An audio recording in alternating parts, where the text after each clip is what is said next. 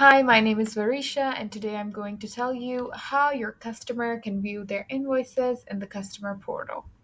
So, once you have logged into your customer portal, this is the screen you will be seeing of the dashboard. In order to access the invoices area, we're going to go from dashboard icon here to all the way down till we reach my invoices, and we're going to click on that. Now here you can see the list of invoices that have been created for you. In order to view a detailed version of these invoices, we can simply click on the eye that has been situated on right side of each of the invoice. You can scroll down and see the rest of the detail. In order to exit the invoice, you can simply click on this cross on the top right corner. You can also download any of these invoices by clicking on the arrow that is right next to each one of them.